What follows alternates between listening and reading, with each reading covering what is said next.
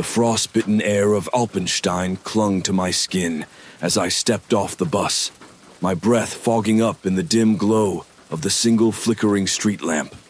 The town was exactly as described, a timeless, picturesque village perched on the edge of a dark forest, its cobblestone streets winding between centuries-old timbered buildings. Tonight, however, the charm felt hollow. Shadows loomed longer, the air heavier. My assignment was simple: cover the infamous Krampus parade for an urban culture magazine. It sounded quirky at first, but now, standing here, something about the town made my stomach tighten. From the moment I arrived, the villagers watched me with a strange, almost predatory interest. Their faces were pale and weathered, their smiles fleeting and thin. As I passed, some muttered prayers under their breath, while others quickly turned away.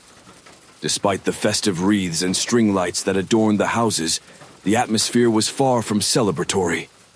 "Outsider," a man rasped from the shadows of a doorway. His voice froze me mid-step. "If you're here for the parade, heed my words. Leave before midnight. Don't tempt fate." Before I could respond, he retreated into the gloom, leaving the door to creak shut. A chill ran down my spine, but I forced myself to brush it off. Superstition was the lifeblood of places like this. I couldn't afford to let it rattle me. The town square buzzed with anticipation. Crowds gathered as night fell, the sound of bells and drums growing louder. Torches lined the streets, their flames dancing in the icy wind. The procession had yet to begin, but performers in elaborate Krampus costumes already prowled the square. Their grotesque masks of twisted horns, snarling muzzles, and long curling tongues were eerily lifelike. I clicked my camera, trying to capture their chilling detail, but every shot seemed distorted, as if the figures blurred intentionally. A group of them stalked past me, their hoof-like boots clacking against the cobblestones. The scent of burnt wood and something metallic lingered in their wake. As one turned, its glowing red eyes locked onto mine. My stomach churned, and I looked away quickly, heart pounding. "Just a costume," I told myself, gripping my camera like a lifeline. Just an over-the-top costume. I spotted a vendor selling mulled wine from a stall decorated with dried herbs and dark, curling ribbons. Hoping to shake my unease, I bought a cup and struck up a conversation. "Do the performers always stay in character like that?" I asked, trying to sound casual. The woman serving me hesitated. "In Alpenstein, Krampus is not performance. It is tradition," she said, her voice thick with warning. "And tradition demands respect." I tried to ask more, but she refused to meet my gaze. When I looked back at the square, the Krampuses were gone. The crowd murmured, the torches crackled, and the drums beat faster. Something wasn't right here, but I couldn't quite put my finger on it. Then, the procession began. The parade started with the tolling of an ancient bell, its mournful chime reverberating through the square.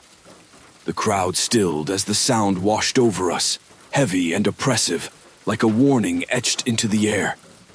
From the mouth of the main street, the Krampuses emerged. At first, the sight was mesmerizing.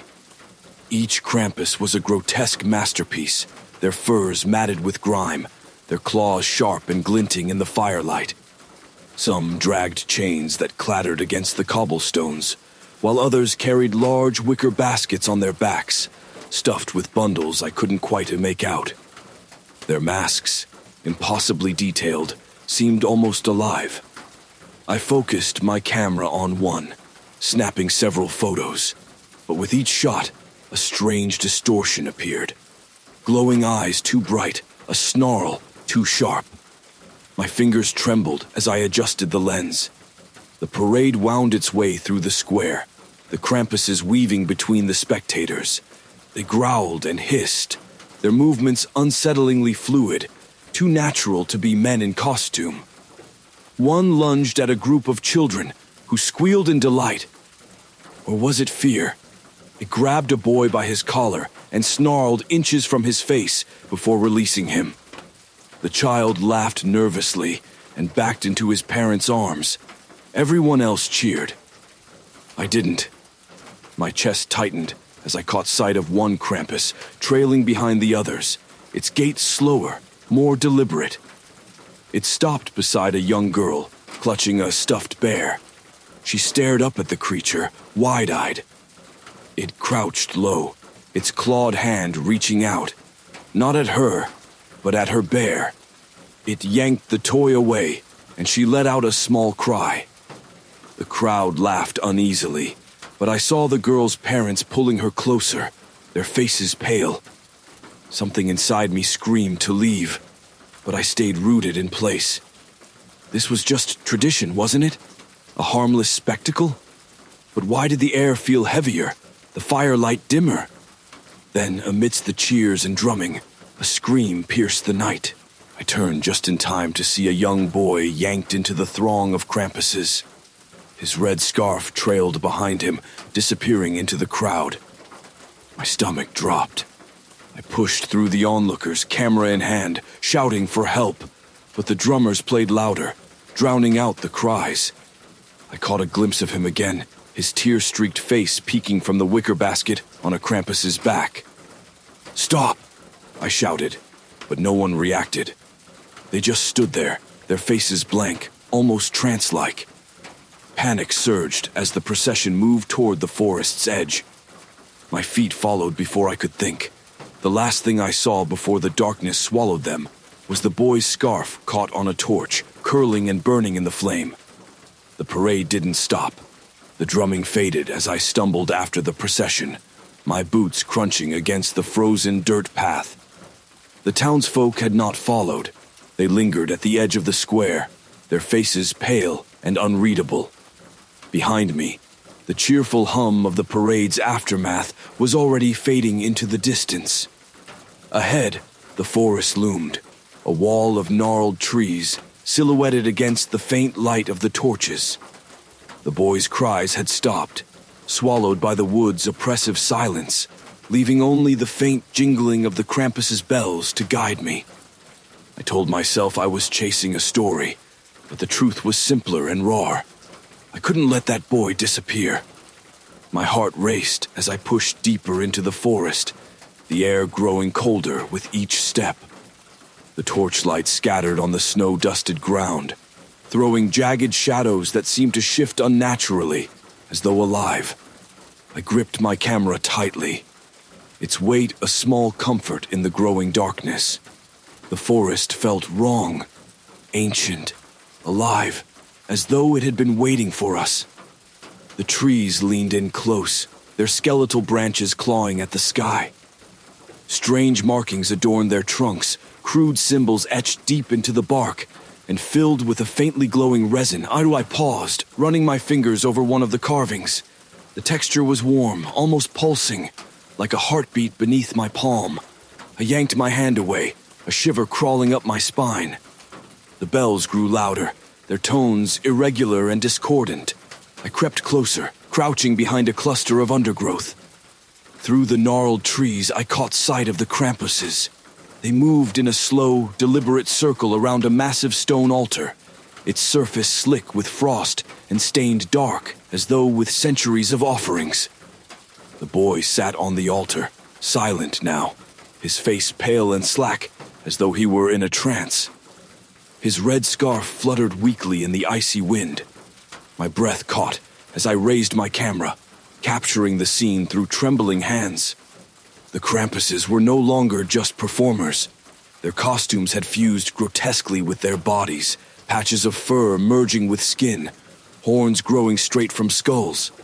They moved with inhuman grace, their limbs bending unnaturally as they chanted in guttural, low tones that vibrated through the air. One creature stepped forward, the largest among them, its massive horns curling like a ram's. Its eyes glowed a sickly yellow, burning into the boy as it raised a clawed hand. I couldn't breathe. My instincts screamed to run, but my legs refused to move. Every fiber of my being rebelled against what I was seeing, what I was feeling. a raw, ancient terror that gnawed at the edges of my sanity. The lead Krampus lowered its head toward the boy, its breath steaming in the freezing air. It exhaled slowly, a deep growl rumbling from its chest. The boy flinched, his lips parting as though to scream, but no sound came out. Without thinking, I stepped forward.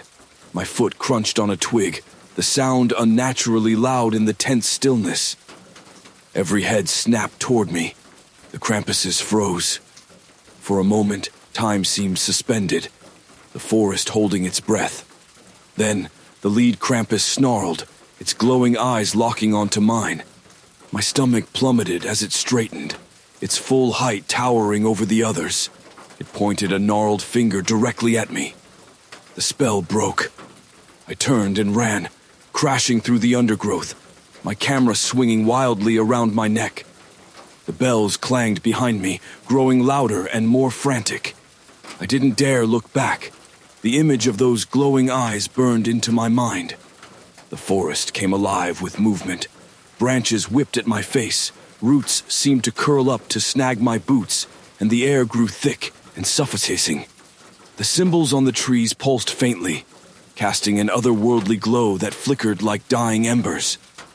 The whispers began then, faint at first, but rising quickly, overlapping in a language I couldn't understand. They spoke of promises, of vengeance, of offerings demanded and debts unpaid. I tripped, sprawling into the snow, my palms scraping against the icy ground.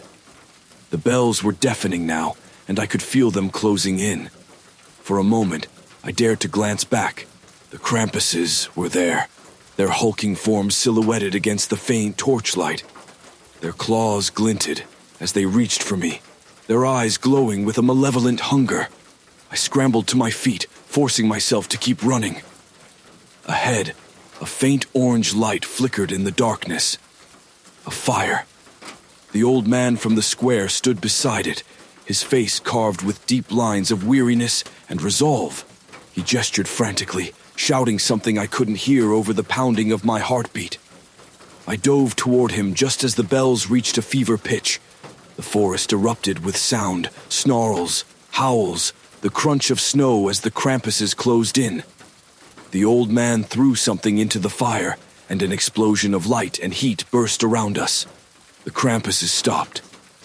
For a moment, they hesitated, their forms shimmering in the fiery glow. Then, one by one, they melted back into the forest, their bells fading into the distance. I collapsed by the fire, gasping for air.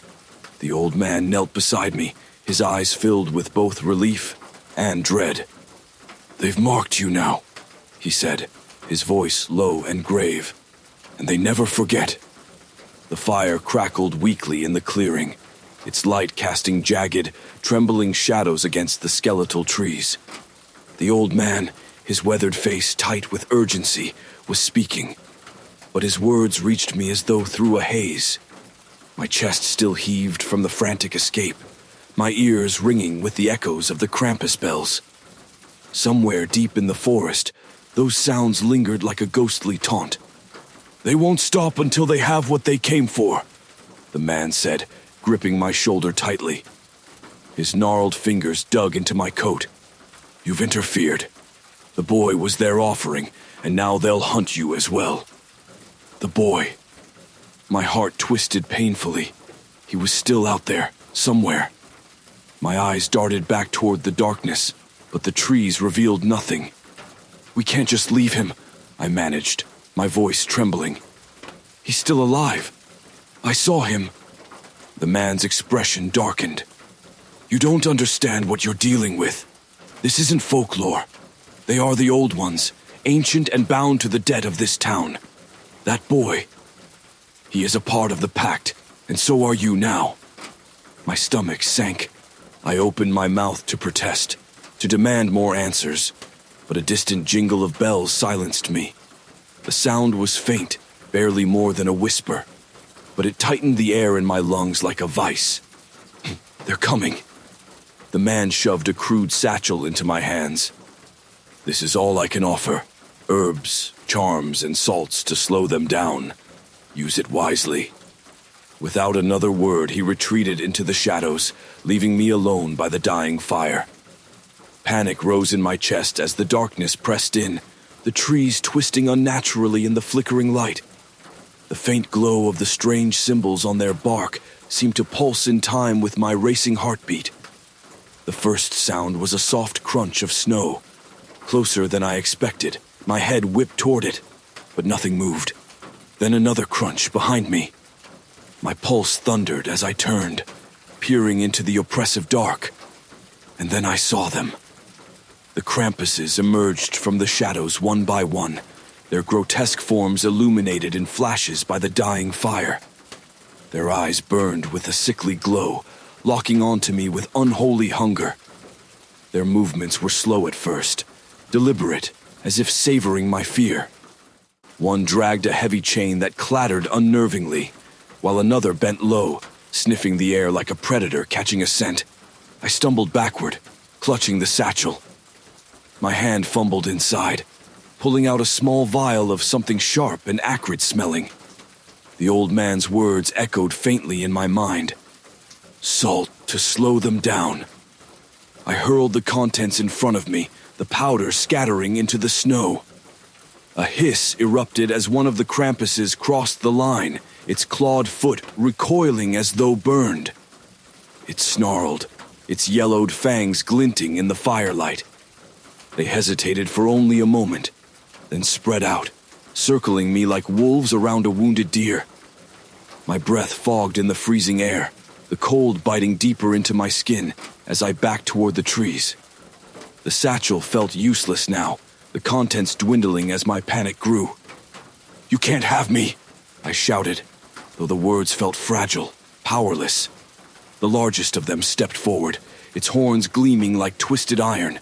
It raised a clawed hand, pointing at me with a deliberate slowness that made my blood freeze. Its guttural growl rolled through the clearing, low and resonant, and the others responded in kind. The sound was ancient, otherworldly, vibrating through my chest like a death knell. I ran. The forest blurred around me, the snow crunching underfoot as the bells grew louder, more erratic. My lungs burned as I pushed forward, my eyes scanning desperately for any sign of the boy or escape. The charms from the satchel were scattered along my path, each one slowing the creatures for only seconds before they resumed their relentless pursuit. The runes on the trees pulsed brighter now, casting faint, eerie light that seemed to guide me deeper into the woods. The whispers began again, rising from the shadows, overlapping in their urgency. I couldn't understand the words, but their meaning was clear. Run. Keep running. Ahead, a faint glimmer of light pierced the gloom. A clearing. Safety. I sprinted toward it, my legs threatening to give out with each step. As I burst into the open, the sight before me stopped me cold. The altar stood again, but it was no longer empty. The boy lay motionless on its surface, his pale skin glowing faintly under the light of the runes carved into the stone. Around him, the Krampuses gathered, their forms flickering like shadows caught in firelight. They turned toward me as one, their glowing eyes narrowing. I stepped back, my foot catching on something. The satchel spilled from my hands, its contents scattering into the snow.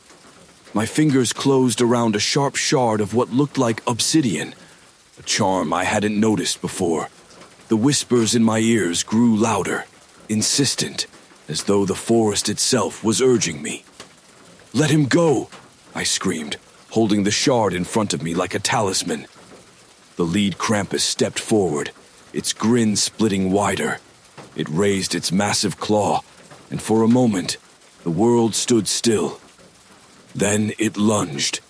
With all the strength I could muster, I drove the shard into the ground between us. The runes on the altar flared brightly, casting the forest into a blinding light. A guttural howl erupted from the Krampuses, their forms writhing and distorting as the light consumed them. And then, silence. When I opened my eyes, the clearing was empty. The boy lay still on the altar, his breath faint but steady. The runes on the stones had dimmed, and the forest felt quieter. But the bells, faint and distant, still echoed through the trees. The silence in the clearing was suffocating, a stark contrast to the chaos that had consumed it moments before. My knees buckled as I staggered toward the boy, my breath clouding in the cold air. He lay motionless on the altar, his small chest rising and falling shallowly. "It's okay," I whispered, my voice trembling as I shook his shoulder gently. "You're safe now." His eyes fluttered open, glassy and unfocused. A faint shadow flickered across his face, and for a terrifying second, I thought he wouldn't respond. But then he blinked, a whimper escaping his lips, and I exhaled shakily. I wrapped my arms around him, pulling him off the cold stone. He felt weightless, his body limp and unnaturally cold. "Let's get out of here," I muttered, more to myself than him, though the words felt hollow. The forest stretched ahead, an endless labyrinth of skeletal trees and blackened snow. The pulsing runes on the altar had faded to a dull glow, but their eerie presence lingered in the air. I adjusted the boy in my arms and turned toward the faintest hint of moonlight filtering through the trees, praying it marked the way back. Then the bells rang.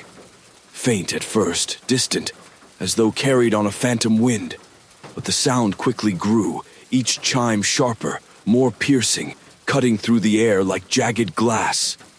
I froze, my blood running cold as the whispers began anew. They weren't coming from the forest this time.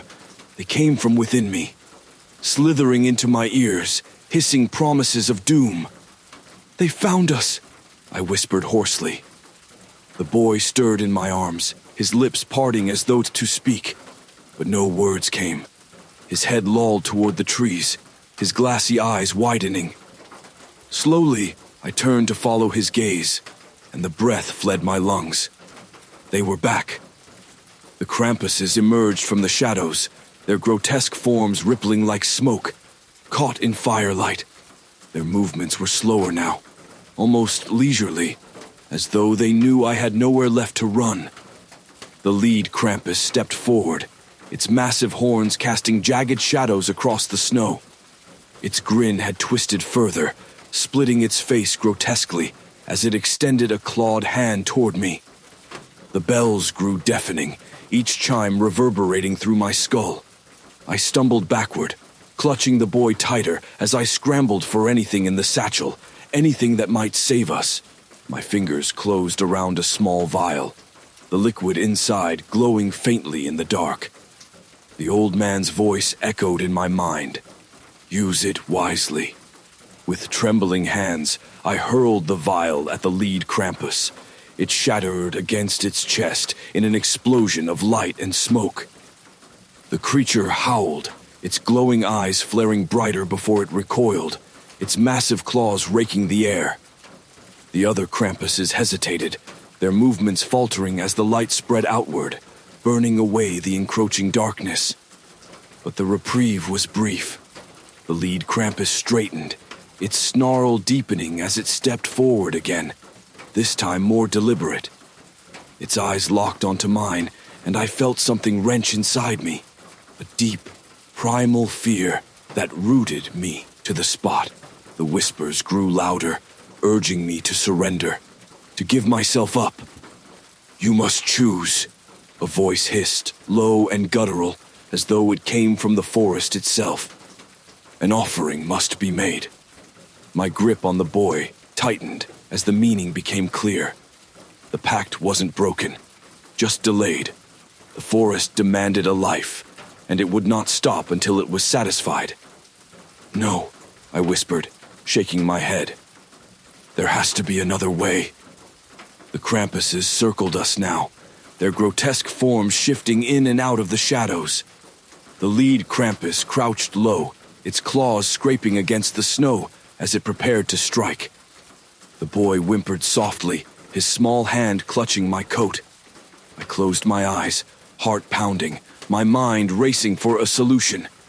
And then, Deep in the recesses of my memory, I remembered the shard, the jagged piece of obsidian from the satchel. I dropped to my knees, fumbling through the scattered remnants until my fingers closed around the sharp, cold edge. The whispers grew frantic, screaming now, as though they sensed what I was about to do. I held the shard high, its surface catching the faint glow of the altar. The lead Krampus froze, its glowing eyes narrowing. For the first time, I saw hesitation. With a guttural cry, I plunged the shard into the snow between us. The forest erupted with light. The runes on the trees blazed to life, brighter than ever before, casting the clearing into sharp relief. The Krampuses howled, their forms twisting and contorting as the light consumed them.